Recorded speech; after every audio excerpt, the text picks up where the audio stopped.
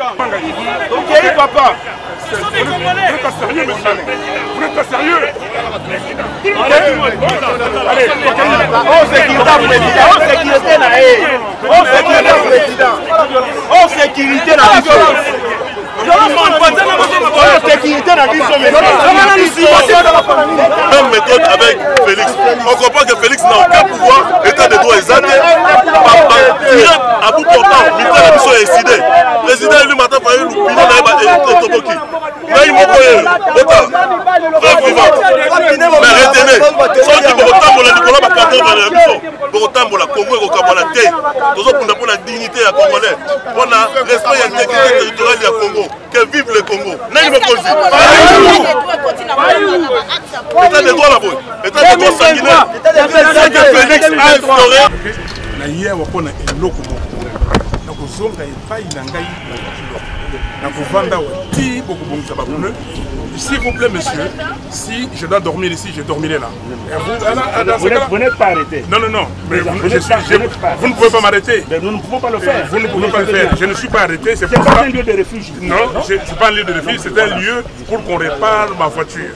Donc, si on ne répare pas cette voiture, je ne partirai pas d'ici et je vous le dis. Vous me connaissez. Donc, on allait à vous sa voiture. Non, non, réparez la voiture. S'il vous plaît. Donnez-moi un instant. Alino likambo te ata baluli kitoko lopango lokumo propriétaire kasi ya balabala eza ya moto nyonso propriété mbote mbote mbote na baimboka Congo nyonso mbote na bino nyonso ba peuple congolais pe bisika nyonso oyo bilo bokolanda ngai bande ko longonya na bino moko na lobi nzambe ya lola asimba moto nyonso oyo abimaki na nzela ba oyo bakangami ba oyo pe batiki bango ba oyo pe biloko ebungi lokola ba biso oyo kasi bolingo na nkolo ndeleki nyonso po to na bomoye.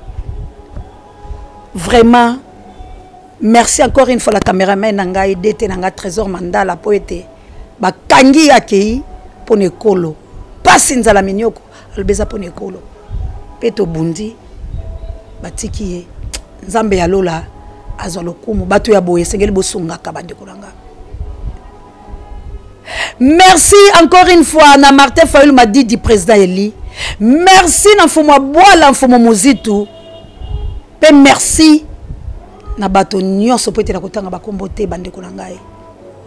Pe mawa na ba oyo batelemi po la koboma Congo bokokoka te. Bozuli bungu tulu po ete mokolo mwa lelo bato batelemaki bipai na bipai kolinga kopekisa eloko oyo esalama te oyo ezali bobele ba congolais oyo tosanganaki na bango liboke oyo tolobaki na bango ete toli na susi ya kolibere mboka bandeko nanga toali kosala etumba ya moto te tokobunda ya mboka kasi bato bazangaka leader te soki tolobi tosala face na maloba to tolanda na maloba ya bambokela cela veut dire toali bato ya mokoti bato la moto ekosala te kasi biso toali bato mitu ekosala tokotala nde kolo kasi lelo longonya mwana mboka Martin Fayulu Madidi po atako bakoloba kasi olobi lelo na bunde tumba tokei na bino ti bisiko tokokende basali diviser pour mieux régner bakangi mwana mboka muzitu kuna kota mai batika ya pusala te batoboli bapina mwana mboka kasi bomoni akei soko aki mokonzi mususu lolenge bato ya Monesco bayaki wala kozwaye mbakei lolenge bayebisaki ekota kuna na climatiseur makoti ayoki koloba ya peuple tolobi mbaloba escorter na motuka te balobaki la kozala peuple lange longo pa yebisi bango lobi la kovanda la se ya nzete bokolanda bino moko alobi boyebi nga malamu soki bokoboma boboma ngai lelo nde bongo biso tolobi soki tokowa mpo na ekolo tokufa kasi bayi kongomani okoteka ekolo na opona nini nani akotisi yo motema ya bondoki boye yoyina bandeko na yo na mosala baza kosala bakokanga bakotanga na bakombo bapesi balista bakombo lokwa bolojwa heureusement nga mpe na kamfuluzi tango na ko mona makama bongo na ko kate tango kaka la bengi cameraman nga la bilongba ka place nga la za la 16e rue l'état zo ninga longba boye bakangi donc ba ko filaka bato ba bengi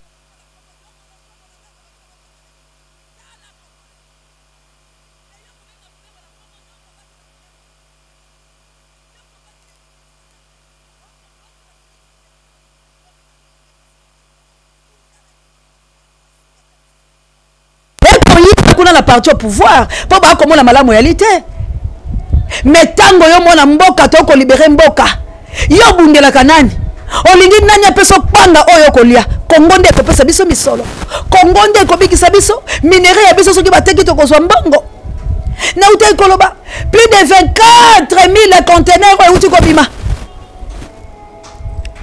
ya cuivre bolandi bino moko moto batie na minuembwe alobi ngai jusqu'au preuve de contraire na ali kosala pamba te eloko elongoli ngai elite bandeko yango tukinanaka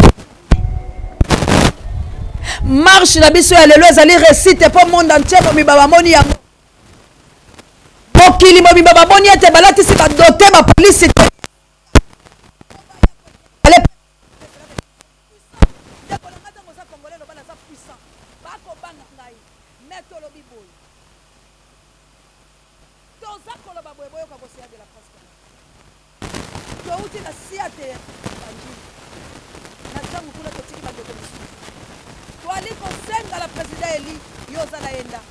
tosengi na mona mboka muzitu bino bato boko bima na peuple to boy kotanga ba misusu pote to kolatela bango kazaka tolobi to sangana to solola to zala na organisation ya malamu tango bako kanga boye bino boko tambola tango bako kanga boye bino boko tambola ba o batikali kuna po ba bambaki ba polisi mabanga ba polisi boye tango to komi kuna ba biso boko tomoni siko moye esambela kosambela bango te biso boseya bakombo yebani yango toye kobeli merci mingi po papa ala zala ndako la bandi lobi to kozwaye bande kolanga partout bozali bolanda bino moko oya kanisaki biso tokoshue waya na marsha lelo kongole alongi na marsha lelo Congolais alongi poto bangisi Kabila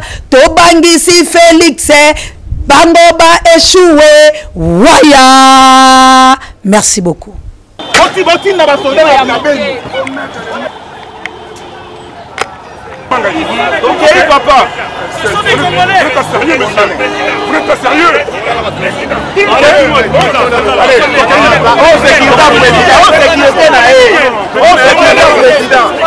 oh sécurité na oh sécurité na sécurité na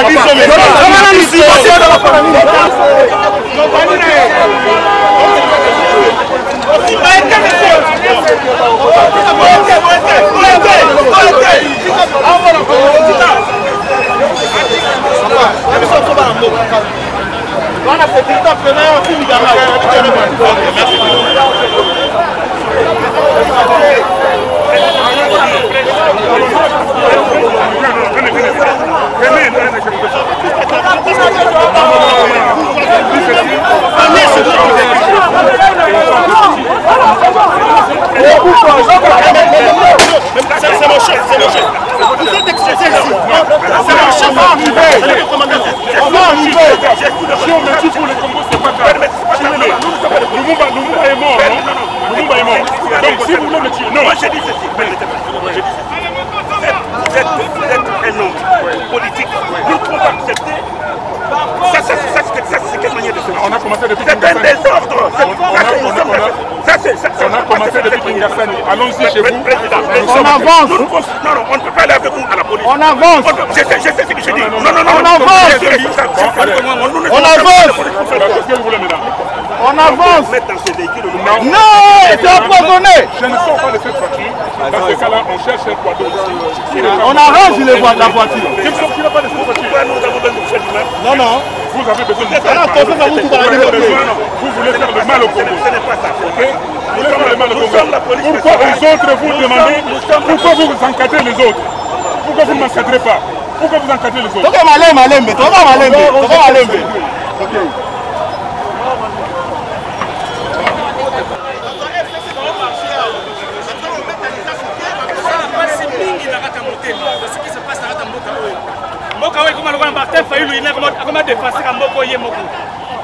On est en train de vendre ce pays sous la barbe de certaines autorités. Aujourd'hui, cela prouve à suffisance que le Rwanda gère ce pays. C'est un scandale de voir notre police à chaque fois nous humilier. Le président Martin Fayulu, que la communauté internationale découvre ce qui se passe dans ce pays. Nous n'acceptons pas cela. Que la police congolaise comprenne que nous sommes là pour elle. Vous comprenez?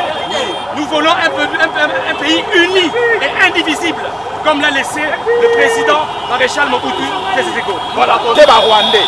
Marche à unité nationale, marche à intégrité territoriale. Au Pandabiso, jusqu'à ce que le président Fayulu nous a fait une barrière là-bas. La barrière là-bas pour nous tuer. La barrière que vous avez mis là-bas pour la tuer.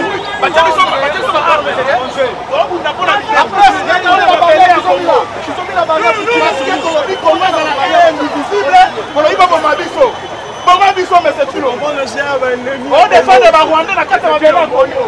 Ce pays restera.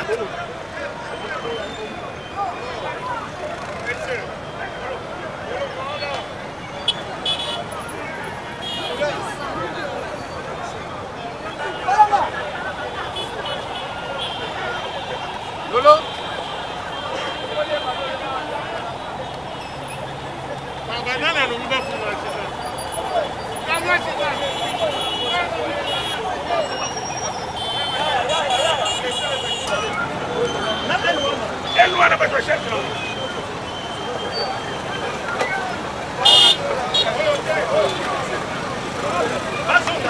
Les policiers ils ne me sont occupés par des étrangers. Ce sont vos collègues de armes qui meurent pour le pays. Et vous venez nous agresser ici. Il y a des policiers qui sont morts là-bas pour défendre la terre de vos ancêtres. Le Rwanda vient, nous occupe cette terre-là. Et bien, on ne va pas changer de défendre.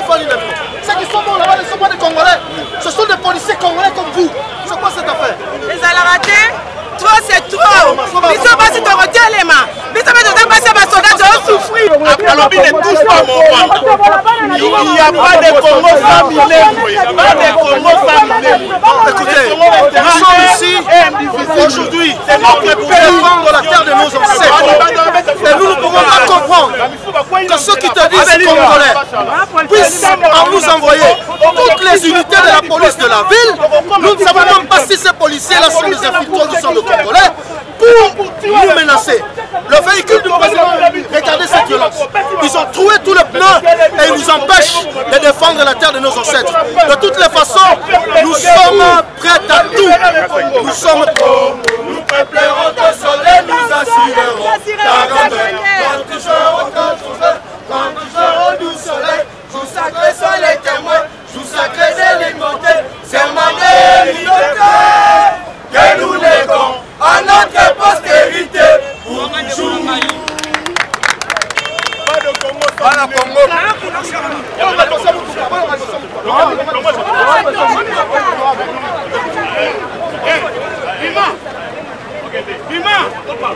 Messieurs.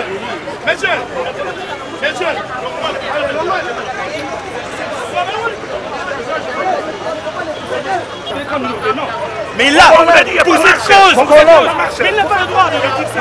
Le gouvernement n'a pas le droit. Nous sommes la police nationale.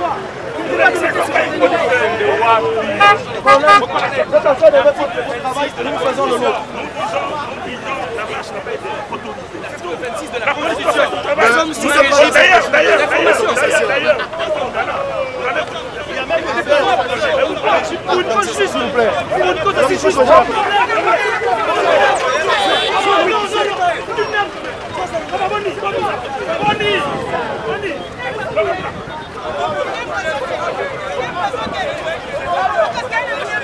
Très compliqué. Qu'est-ce qui s'est passé exactement? Nous sommes sortis dans la rue aujourd'hui pour dire non à la balkanisation programmée de la République démocratique du Congo.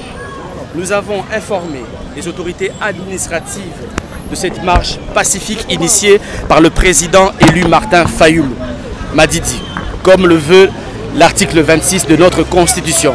Et malheureusement, aujourd'hui, la police s'est comportée en barbare, en, comment je peux dire, en bousillant les pneus du président élu Martin Fayoulou Madidi. Nous sommes étonnés du comportement de cette police. Nous sommes choqués parce qu'aujourd'hui, ce qui nous réunit dans cette rue, c'est un sentiment nationaliste pour bien sûr protéger notre République démocratique du Congo. Nous allons continuer à nous battre pour laisser à nos enfants un Congo un et indivisible. Et là, la destination, c'est où exactement? Nous allons, madame. Nous continuons. La destination a été connue. Merci. Voilà. La destination a été connue.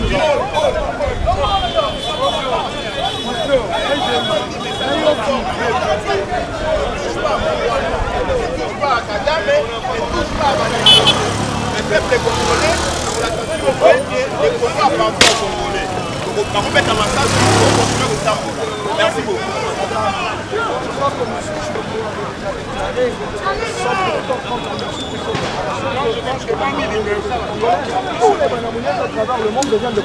Et nous allons continuer à défendre notre territoire national jusqu'au sacrifice suprême. Parce que nous ne pouvons pas nous permettre de laisser nos descendants sans terre. Cette terre du Congo nous a été léguée par nos ancêtres et nous avons le devoir sacré de la protéger. Et nous allons la protéger jusqu'au sacrifice suprême. Et Chilombo partira. Il doit partir avec ses Rwandais. Comme il a choisi son camp, nous allons les chasser avec ces Rwandais. Tôt ou tard, il quittera ce pays. Merci. Qui passe. Les lots qui te non à la balkanisation de la RDC. Non, la RDC restera un et indivisible. Yamana tolobi boye, ba acte oyo et c'est pas lui sauter. Tala président élu. Todo tambola, voilà koboya, ndenge basali ebo et puis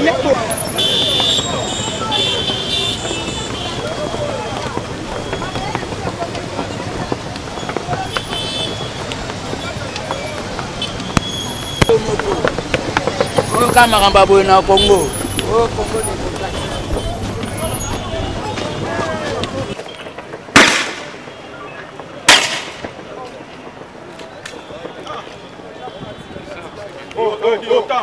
Nous sommes en train de marcher pacifiquement, nous n'avons ni armes, ni couteaux, ni revolver, mais là on est en train de tirer sur le peuple congolais.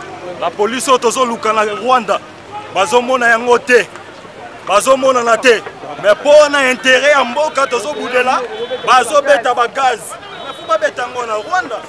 C'est quoi ça? Et ça depuis pas changer que côté.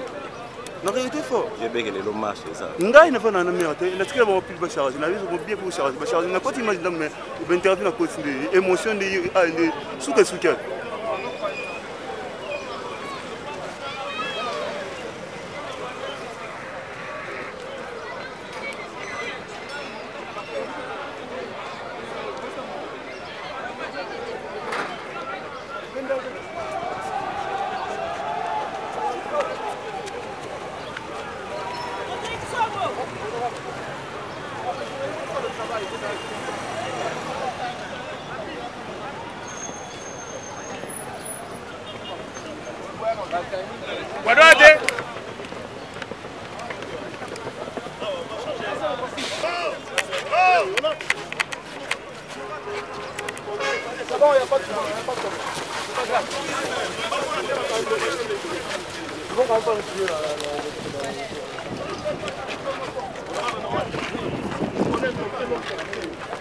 Grave. Papi, papi. Ah, le frère. Papi.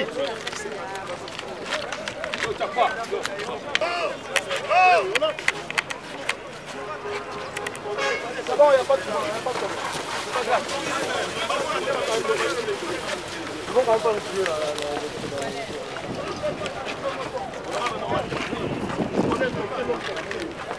Grave. Papi, papi. Ah, le frère. Papi.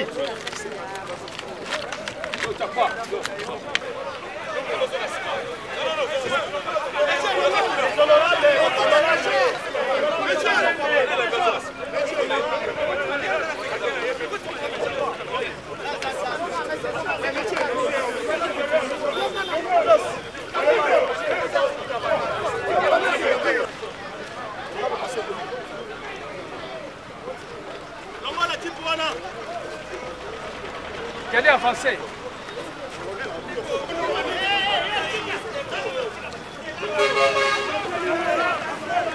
Non, pas si.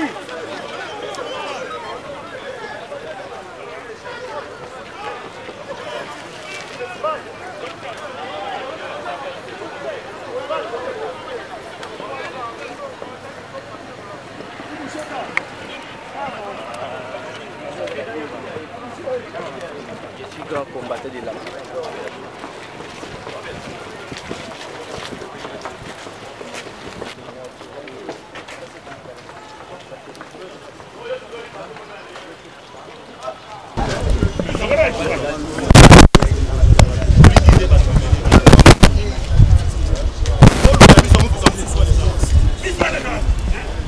Quand il s'abisse.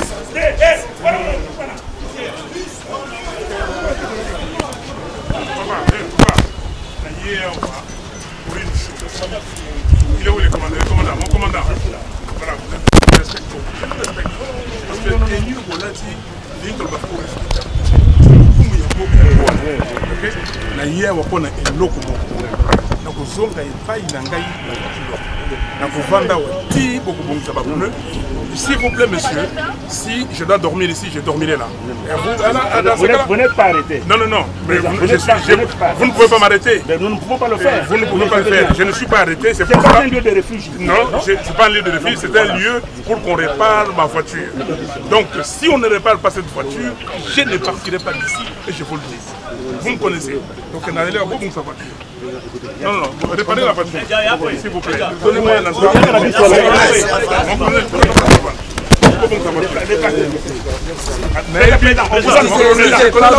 On vous accorde. Non, non,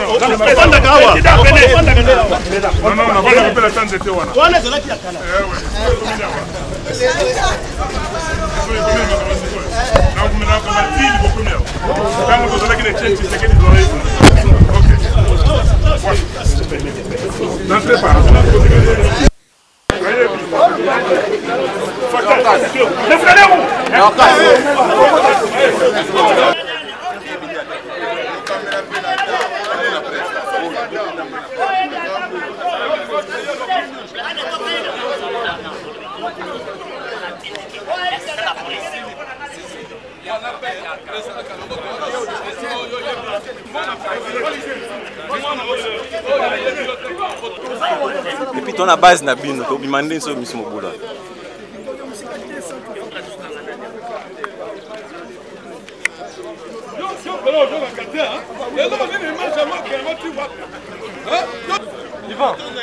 Ivan.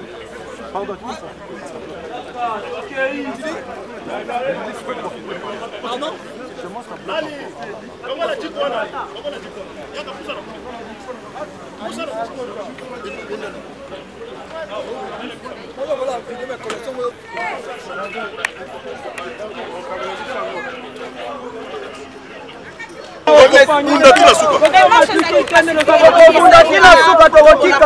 Bazobanga, c'est la sauvagerie policière et régime il y a Kabila, ils ont continué parce que les mêmes méthodes avec Kabila, les mêmes méthodes avec Félix. On comprend que Félix n'a aucun pouvoir, état de droit exalté, tirer à bout portant, militaire la mission est décidée. Le président élu Martin Fayulu, Pino Naïba et Toboki. Naïm Mokoye, preuve vivante. Mais retenez, ceux qui vont la Nicolas Bakandé dans la mission, pour la Congo et au Kabalate, pour la dignité à Congolais, pour le respect et l'intégrité territoriale du Congo. Que vive le Congo. Naïm Mokoye. État de droit là-bas. État de droit sanguinaire. C'est que Félix a instauré, on appelle ça état de droit sanguinaire. État de droit sanguinaire. État de droit sanguinaire. Ok.